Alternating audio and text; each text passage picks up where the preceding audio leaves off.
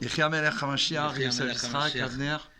David, On est toujours dans le Sefer du Rav Wolpo, Yechia Melech. vive le roi. Vive le roi. Donc là, on va aborder le chapitre 12, Bezrat Hashem, qui est un chapitre très long. Oui, Mais long, ça veut dire rempli de merveilles. exactement. Donc le titre, c'est qu'il n'y a pas de roi Qui ne qui ne soit donc issu de la descendance de David et de Shlomo, son fils. Exactement.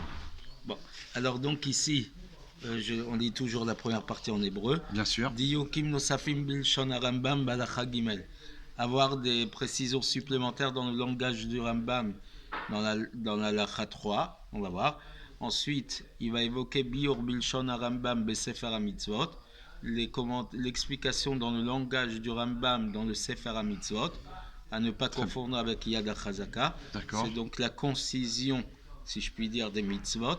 Et là-bas, il dit En melech mi sheyamin, il ne peut avoir de roi pour un croyant, et sa croyance, elle doit lui faire savoir, 3 petits points, que Ela misera David ou misera Shlomo, que le roi en question ne peut être descendant que de David et de Shlomo. Ensuite, Melech sheno misera David ou nochi vezar veno melech amiti. Un roi qui n'est pas issu de la descendance de David, il est nochi et zar, étranger. Et ce n'est pas un véritable roi. D'accord. Ensuite, il va évoquer que l'éternité anitzri ou shel malchut David nimshechet davka al yede malchut Shlomo. L'éternité de la royauté de David ne peut se faire que par la royauté de Shlomo.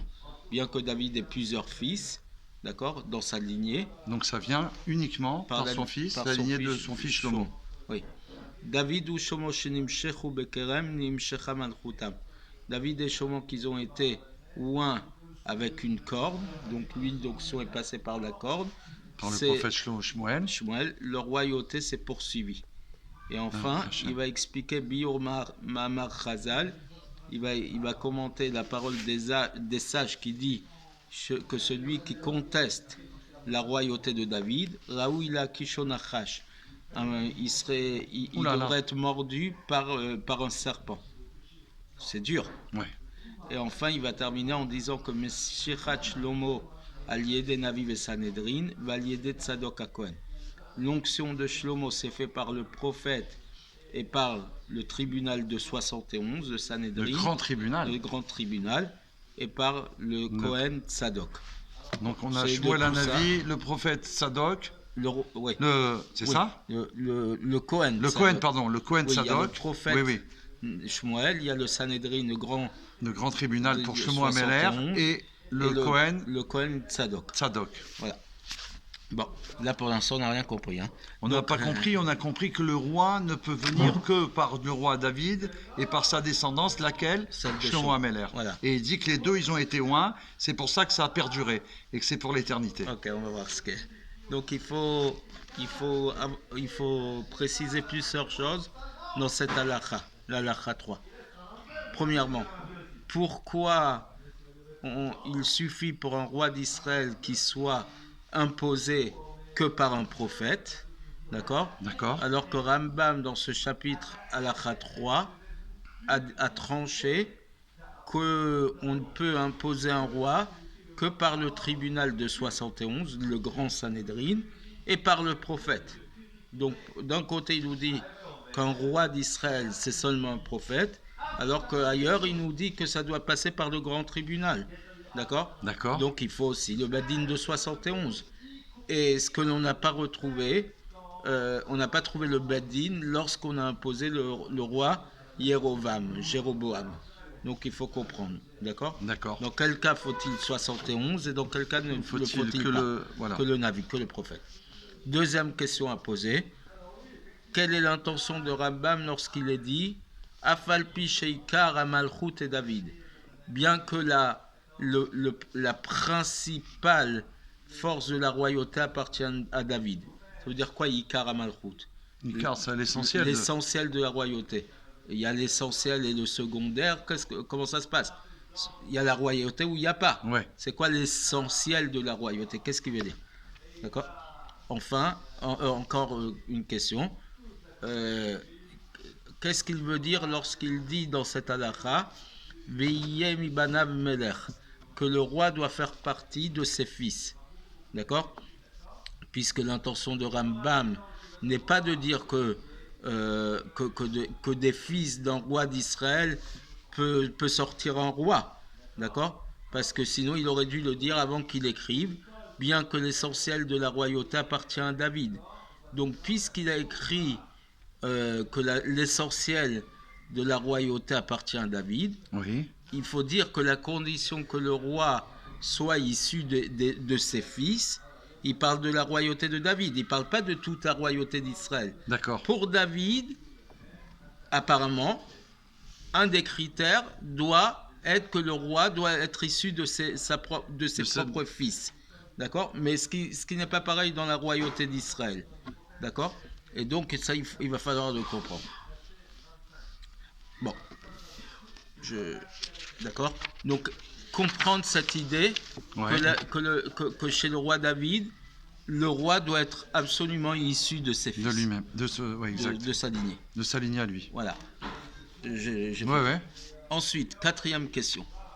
Si, pour quelque raison qu'on retrouve, Rambam veut apporter une preuve qu'à l'époque de la royauté d'un roi qui ne serait pas de la lignée de David, mais d'une autre tribu, d'accord? Oui. Et donc, mais quand même, il veut dire que même quand la royauté appartient d'un roi qui vient d'une autre tribu, malgré tout, le roi doit être issu de la lignée de David. Il aurait pu ramener simplement le début du verset, qui dit « Velivno eten shevet echad » à son fils, je donnerai une seule tribu.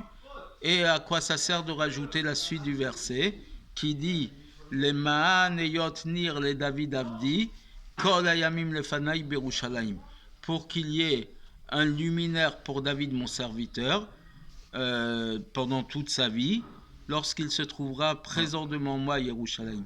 Dans le Beth Amikdash. À Yerushalayim, dans le Beth Amikdash. Pourquoi donc rajouter la suite de ce verset qui apparemment n'est pas lié avec le fait qu'il me nous dire que c'est Velivno eten shevet echad, à son fils je vais donner une tribu duquel il sera roi, d'accord? Ouais. Qu'est-ce que la fin du verset vient nous rajouter? Qu'est-ce qu'elle vient nous apprendre? Qu'est-ce qu'elle vient nous apporter de plus, d'accord? Le verset que Rambam rapporte, les Ma'an, donc ce fameux verset, afin qu'il soit Nir les David Avdi, ça veut dire quoi Nir? On l'a traduit par luminaire, oui. Un étendard. Mais qu'est-ce que ça veut dire? Plusieurs commentateurs du Tanakh expliquent que Nir, c'est un sujet de royauté. Ou alors que ça vient du mot ner, bougie. Lumière. À l'image de ce qu'on dit dans la Haftara, lo yirbe nero leolam vaed, que sa lumière ne s'éteindra jamais. D'accord? Mais dans tout le Tanakh, on n'a jamais trouvé un exemple où il nous dit que Nir, c'est un sujet de malchut, de royauté. D'accord? D'accord. Et même si tu veux dire que Nir veut dire ner, c'est deux sujets complètement différents. Donc il faut comprendre quelle est la kavana de dire soit que Nir veut dire royauté, ou soit que veut dire lumière.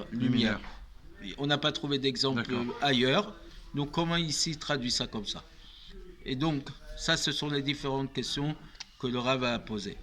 Pour comprendre comme ça, tout ça, il faut d'abord préciser le langage du Sefer HaMitzvot précédemment cité, où on nous dit « En melech » il n'y a pas de roi pour celui qui croit en la Torah de Moshe, qui est le premier de tous les prophètes, ou le maître, pas le premier, parce que le premier c'est Abraham, mais le maître de tous les prophètes.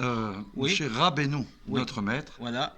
Et donc, pour celui qui en foi à Torah de Moshe, il ne peut avoir de roi qui ne soit pas Ela Misera David ou Misera Shlomo Bilvad, qui ne soit pas issu de la lignée de David ou de Shlomo seulement, exclusivement. Oui. Donc, a priori, il aurait juste eu besoin de dire Sha'asur la'amid melech acher, qu'il est interdit d'imposer un autre roi. Et pourquoi il dit En melech? Le langage pose question. D'accord. Dis tout simplement, tu ne peux pas imposer un autre roi qui ne soit pas de la lignée de David ou de Shlomo. Voilà. Mais pourquoi tu dis il n'y a pas de roi seulement de la lignée de David? Dis-le clairement. Assour, un autre roi. D'accord. Ça veut dire. Pourquoi ce langage?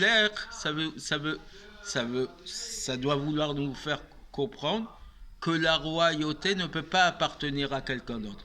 C'est différent que de dire on n'a pas le droit d'imposer un autre roi. Bien sûr. Comme si en disant il est interdit de nous imposer un autre roi, on comprend que la royauté peut lui appartenir, mais qu'on l'interdit. D'accord. Mais quand on te dit il n'y a pas de roi, ça veut dire que la royauté ne commence même pas chez quelqu'un qui n'est pas de la lignée de David. Et il faut comprendre ça. Et il faut aussi comprendre ce qu'il dit, celui qui croit en la Torah de Moshe, maître de tous les prophètes. A priori, toute cette longueur de texte, d'accord? Oui, ces titres qui sont qui sont redondants, qui sont redondants, maître de tous les prophètes. On n'a trouvé nulle part qu'on passe par toute cette on dit croire en la Torah de Moshe, point. Adon Kol HaNeviim, le maître de tous les prophètes. Comme si que de dire ça rajoute quelque chose. D'accord? D'accord. Qu'est-ce que ça vient nous rajouter tout ça? Alors, là, on était dans la phase de questionnement. Oui, il y en avait mais là, beaucoup d'ailleurs. Voilà, Baruch Hashem. Et là, on va commencer. Avec la grâce de Dieu. Les explications. Le Rabbi va nous éclairer. Amen. C'est ça qui compte beaucoup, ce qui va suivre. L'explication de tout ça. Nous avons écrit précédemment dans le chapitre 2 et 3, et plus loin, qu'il y a 3 principes, 3 sujets dans la royauté. Et voici l'ordre du bas vers le haut. D'accord. Du moins important au plus important. Le premier sujet de la royauté, c'est le fait que l'autorité est la royauté concrète du roi.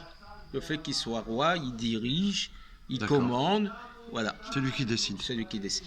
Deuxième sujet du roi, c'est le sujet des Hitnassut. Donc le fait qu'il soit au-dessus des autres, élevé au-dessus des autres. Et ça se fait par la soumission du peuple. Le peuple est soumis au roi, ce qui fait que le roi est automatiquement, nécessairement au-dessus des autres. Bien sûr. Et c'est grâce à la soumission du peuple qu'il est fait roi. En melech velo am, il n'y a pas de roi sans peuple. Ouais, cette soumission, donc c'est ça. C'est la reconnaissance du roi. Exactement. Et donc, c'est-à-dire qu'il n'y a pas seulement l'objet de la royauté, mais il y a aussi la personnalité du roi, la personne. Oui, mais, la personnalité du roi ne peut avoir d'influence que par l'objet de la royauté. D'accord? Et donc, entre parenthèses, il est limité par la valeur de la royauté. Oui, donc, évidemment, le roi a des objets qui montrent qu'il est roi, la couronne, le sceptre. Ses vêtements, etc. Mais la personne du roi ne peut pas avoir d'influence s'il n'y a pas l'objet qui le représente comme roi. Et cet objet-là, c'est notamment la soumission du peuple. La soumission, le bitoul. Le bitoul du peuple. Et troisième niveau, le plus haut, c'est l'élévation propre du roi de par l'essence de son âme, d'accord, qui est lui-même Merumam Be'etzem, dans son essence il est au-dessus, même sans la soumission du peuple. Le fait qu'on ait choisi lui pour être roi, donc par Hachem, ça veut dire qu'il est au-dessus du peuple. Et même si le peuple n'était pas soumis à lui, de par son être, il est au-dessus du peuple. Du fait qu'il était choisi ? Oui, par Hachem, bien sûr. Donc on a expliqué 3 sujets. D'accord. D'abord, premier sujet, l'autorité du roi. L'autorité. Deuxième sujet, supériorité du roi parce que le peuple l'a choisi. D'accord. Et troisième niveau, supériorité du roi parce que c'est Hachem qui l'a choisi. Par Hachem. Ça, c'est le niveau le plus. D'accord. Qu'on peut comprendre. Et donc, nous avons expliqué que cette élévation propre, elle est précisément dans les rois de la maison de David, parce qu'ils ont ce qu'on appelle Od Malchut, la gloire de la royauté, la beauté de la royauté. La splendeur, exact. La splendeur. Et la Hitnassut, donc la supériorité qui est donné par le peuple, par la soumission du peuple, ça n'existe que dans les rois d'Israël. Chez les rois d'Israël, on ne peut pas avoir le choix divin. Autre roi que de la lignée de David, d'accord. Il y a évidemment la supériorité par les hommes. C'est les hommes. C'est les hommes qui vont décider. Mais la royauté par Mitzad Atzmo, de par lui-même, choisi par Hachem, c'est que dans la lignée de David. C'est ça. Et c'est particulier. Oui. Chez les deux, que ce soit roi d'Israël ou roi de David, il y a évidemment le sujet de royauté concrète, autorité du roi. Simplement chez Malchebet David, la royauté de David, même la royauté concrète, c'est une royauté qui est représentée par Romemut Atzmit, hauteur, supériorité de l'essence de l'âme. Ce qui n'est pas le cas chez les autres rois d'Israël, que la royauté et l'autorité n'est qu'une conséquence du fait qu'il a l'autorité du roi. D'accord. Et donc ce n'est pas la véritable notion de Malchut, de royauté, puisque la véritable définition de Malchut, c'est royauté et hauteur, supériorité. Supériorité, c'est ça. Propre à lui d'Afka. Et ça n'existe que chez David. Et c'est ça ce qu'on veut dire. Après que David a été oint, il a mérité Keter Malchut, la couronne de la royauté. Or, la royauté n'appartient à lui et à sa descendance pour l'éternité, à ses fils. On avait précisé fils et pas fille. Exact. Oui. Il y a eu des reines ailleurs, mais en Israël, il n'y a que des rois. Que l'explication, c'est que puisque le Romemut Atzmit, la hauteur propre, dans l'essence, n'a été donnée qu'à David et à sa descendance, c'est donc eux, précisément les véritables rois, qui sont donc rois et surélevés et élevés au-dessus du peuple de par leur essence. Et donc, normalement, automatiquement, leur royauté d'Afka, précisément leur royauté à eux, va pouvoir descendre jusqu'au bas, au plus bas, jusqu'à régner sur le peuple de manière concrète. Et donc, il n'est pas possible que le peuple accepte sur soi une autre royauté, puisque au même moment où profondément ils sont eux asservis, et donc le peuple ont décidé d'être asservis, mais assujettis à la royauté et à la véritable hauteur de David, et donc il n'y a pas de place pour une deuxième royauté. Donc on commence à comprendre pourquoi on n'a pas dit Assour, il est interdit d'imposer un autre roi.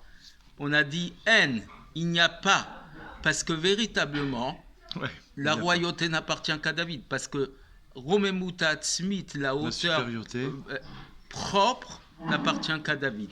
Alors de choisir un autre roi quand il n'y a pas de David, on pourrait, mais ça ne s'appelle pas la royauté véritablement. Parce que la royauté n'appartient qu'à David. Bien qu'il pourrait être roi d'Israël. Concret, oui, effectif, comme on l'a dit, on a déjà utilisé le mot effectif.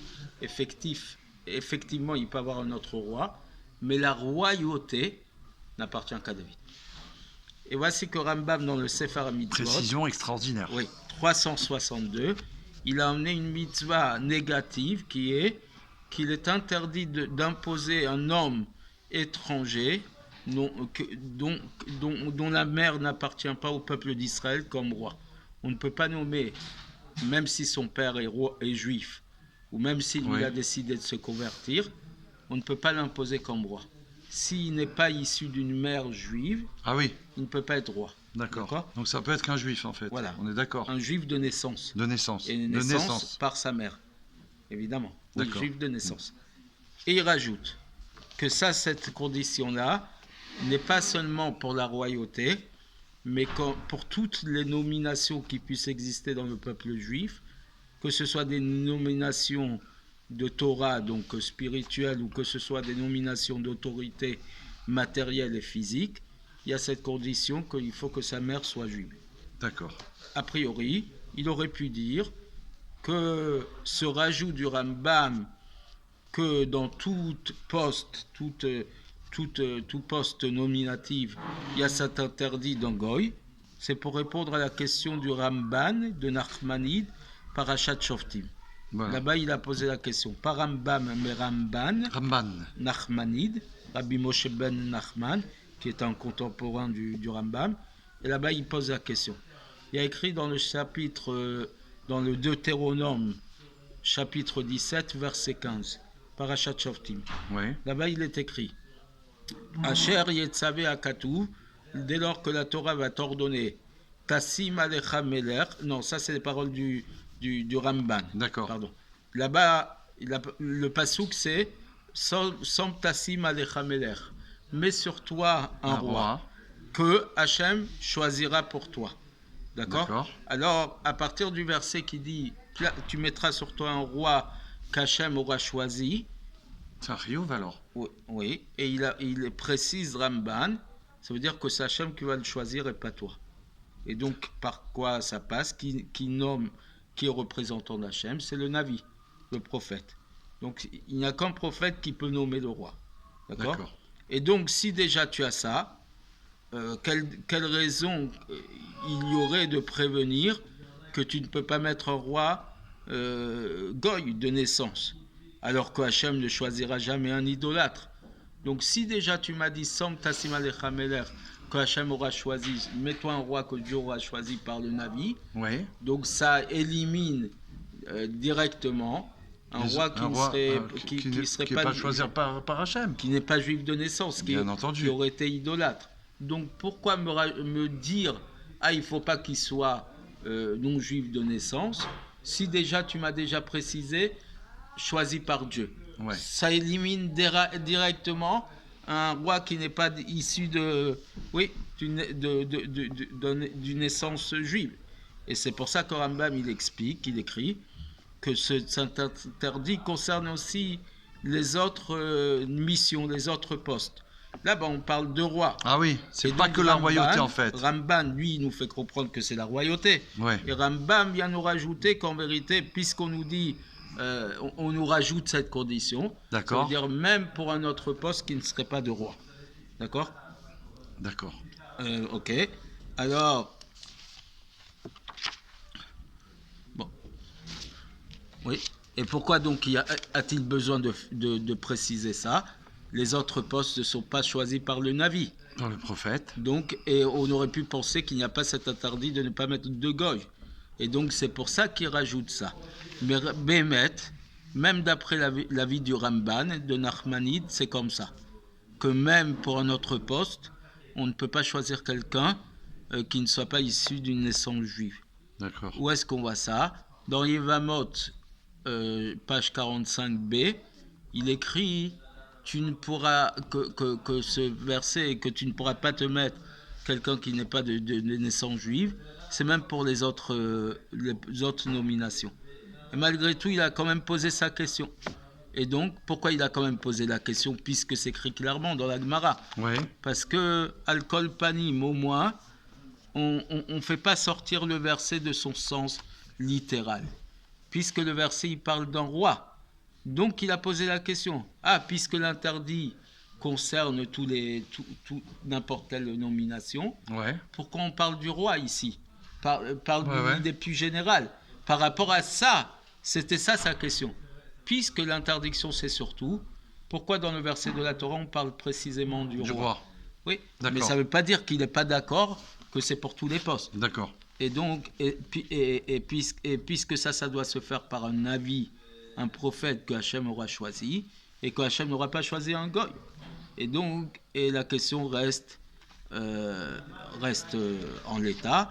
Et c'est pour ça qu'il faut finalement répondre à la question du Ramban en disant que bien que, évidemment, il est impossible d'imposer et de mettre le statut de roi, le din de Meler, pour quelqu'un qui n'a pas une mère juive, d'accord, puisque ça qui ne fait pas partie du peuple d'Israël. Voilà, puisque ça ne serait pas fait par un Navi. Mais le fait même de l'imposer comme roi, il y a déjà un interdit de la Torah. D'accord. Et donc, on pourrait rajouter un interdit sur la mitzvah positive de mettre un roi que Hachem aura choisi. Donc il y aura deux mitzvot ici. Il y a une mitzvah positive, c'est de mettre un roi que Hachem aura choisi, que le Navi aura nommé. D'accord. En plus de cette mitzvah positive, il y a un interdit de ne pas mettre un roi qui ne serait pas de mère juive. Comme on le voit dans plusieurs choses. Il y a en même temps une mitzvah positive et une mitzvah négative. Exact. Par exemple, souviens-toi de ce que tu as fait à Amalek. Tu ne... Comment c'est pour Amalek n'oublie pas ce que tu as fait à Amalek. Oui. Il y a une mitzvah positive, souviens-toi de ce que tu as fait à Amalek. Oui. Ah, si tu te souviens, c'est que tu n'as pas oublié. Oui.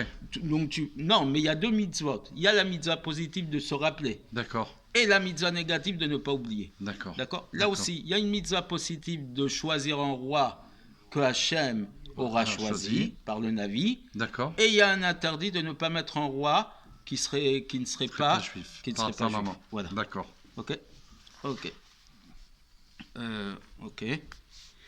Et par là, nous allons comprendre l'intention du Rambam quand il écrit dans le Sefer HaMitzvot. C'est vrai que la royauté, exclusivement, etc., il n'y a pas de roi pour quelqu'un qui est croyant, qui ne peut avoir de roi qui ne soit pas issu de la lignée de David et Shlomo. Parce qu'après qu'il a écrit qu'il y a un interdit d'imposer un roi, Goy, Mamash, dans tous les postes, à part la royauté aussi. D'accord ? N'importe quel poste, on n'a pas le droit de mettre un Goy de base. Donc il va rajouter que c'est vrai qu'il n'y a que la royauté, que dans la royauté, il y a encore un autre sujet. Qu'en plus du fait que dans tous les postes importants, on ne peut pas mettre un Goy Mamash, il y a seulement dans la royauté, même dans un cas où on ne mettrait pas un Goy, mais même si ça serait un juif, il y aura aussi des différences dans la royauté. Si tu me dis, tu ne peux pas mettre un roi qui soit Goy, tu comprendrais que n'importe quel juif pourrait servir de roi. Oui. Absolument. Mais alors il va te dire, mais non, dans la royauté, il y a une autre condition qui vient se mettre en place. C'est qu'il ne peut pas être roi. Il ne peut pas être roi s'il n'est pas de la lignée de David. C'est même pas Assour. Ouais. Il peut pas. Assour, ça n'existe pas. Non, c'est pas interdit, c'est que ça n'existe même pas. Donc, parce qu'il est impossible de mettre même quelqu'un qui ne serait pas de la descendance, de la lignée de David et Shlomo, même si sa mère est juive, parce qu'il se rappelait Nochi pour la royauté. Il se rappelait Goy, enfin non étranger, par rapport à la royauté. Parce que la royauté, elle lui est étrangère. C'est ça. S'il n'est pas de la lignée de David. Mais malgré tout, il restera quand même une différence entre un Goy Mamash avec quelqu'un qui n'est pas de la lignée de David et Shlomo. Parce que chez un Goy Mamash, il y a un Issur Torah, un interdit de la Torah. D'accord. La tête à l'Echaïch, tu ne pourras pas mettre sur toi un homme non juif. Mais pour celui qui n'est pas de la lignée de David et Shlomo, ce n'est pas un interdit de Torah. D'accord. Et il n'y a même pas de possibilité qu'il y aura aussi un interdit de la Torah. Parce que à l'époque où cette ordonnance nous a été donnée, tu ne pourras pas mettre un goy sur toi, David n'avait pas encore été loin. D'accord. Et la royauté n'appartenait même pas encore à la descendance de David. Elle n'était pas dévoilée en fait, elle n'était pas révélée. Oui, mais malgré tout, Rambam, il écrit qu'on l'appelle à ce niveau-là Nochi. Étranger. C'est-à-dire que dans ce verset, on fait allusion que même le sujet, que celui qui n'appartient pas à la descendance de David et Shlomo, il est étranger à la royauté. Étranger au service de la royauté, en fait. Et on ne peut pas l'imposer comme dans la royauté. Et ça, c'est un chidouche, c'est une nouveauté. Et bien qu'au moment du tzivouï, de l'ordonnance, il n'y avait pas encore le Keter Malchut, il n'y avait pas encore la royauté, la couronne de la royauté. Mais voici que déjà à cette époque, celui qui croit en Torah de Moshe, qui est le maître de tous les prophètes, ça c'est pour répondre à la question pourquoi on a rajouter maître de tous les prophètes. Oui, il pourra avoir un passouk dans la Torah, une allusion même au sujet des livres de la prophétie, la Torah qui est de la Torah de Moshe, que puisque Moshe c'est le maître de tous les prophètes et que certainement il a fait allusion dans ses paroles, même sur des choses qui vont venir plus tard. Lui, il le savait déjà à son époque, même si la royauté n'existait pas, même si la couronne de la royauté n'avait pas été donnée, lui, il le savait que la royauté n'allait être donnée que la royauté Bethsem, dans le sens, n'allait être donnée que pour la descendance de David. Et donc déjà, c'est pour ça qu'on dit Adon Kol Hanevim, le maître de tous les prophètes, parce que lui déjà, étant le maître de tous, il savait des choses que d'autres ne savaient pas. Sûr. Même des choses qui n'existaient même pas encore, il les savait. D'accord. Et donc il pouvait le... Ah, c'est alors que non, c'est pour ça qu'il a ce titre en fait, aussi. Oui, non, on comprend pourquoi plutôt il a ce titre. Oui, et c'est-à-dire que bien que celui qui n'est pas de la descendance de David, il est étranger à la royauté, ça on le sait déjà des livres de la prophétie. Mais après qu'on a su qu'il est Norri, qu'il est étranger, donc déjà dans la Torah, il y a allusion qu'on ne peut pas imposer un homme étranger à la royauté. Ça me fait penser à une chose, la fameuse histoire du professeur Branover, qui lorsqu'il avait rencontré Gorbatchev, quand il l'a accompagné en Eretz Israël, c'est lui qui a été choisi. Et que donc il avait dit que le rabbi déjà lui avait annoncé la perestroïka dans les années 85-86. Avant qu'il vienne au pouvoir, donc je crois, non je ne sais pas si c'est avant. Non, quand il est monté au pouvoir, oui, il avait... le rabbi avait parlé de ça au professeur Branover dans les années... De préparer des institutions qui vont accueillir beaucoup de juifs qui vont venir du RSS. Et quand il lui a donné la date de quand le rabbi l'avait dit, Gorbatchev lui a dit « Je n'avais même pas encore pensé à ça ». C'est ça. C'est encore un signe que le rabbi il est descendant de David. Pourquoi ? Parce que c'est des choses qui n'avaient même pas été encore programmées, comme ce qu'on dit ici, qu'avant même que la royauté existe, on savait qu'il ne pouvait être que de la lignée de David, avant même que l'autre ait pensé à ce qu'il allait faire. C'était pour rentrer. C'est un prophète de ce genre. C'est un prophète spécial. C'est pas n'importe quel prophète qui peut prophétiser sur des choses qui existent déjà. Mais c'est des choses qui ne sont même pas venues dans l'esprit de. Parce qu'il fait partie de Adon Kol Hanevim. Bon, je sais pas si je fais de la. Alors écoute. Je pense que comme c'est déjà très puissant ce qu'on vient d'apprendre. Alors, on va se dire à très vite pour la suite, parce qu'il y a une deuxième partie, Bezrat Hashem, et on a très hâte de l'entendre immédiatement. Merci beaucoup, Yosef Israq Avner. À tout de suite. À tout de suite, Yechia Meler.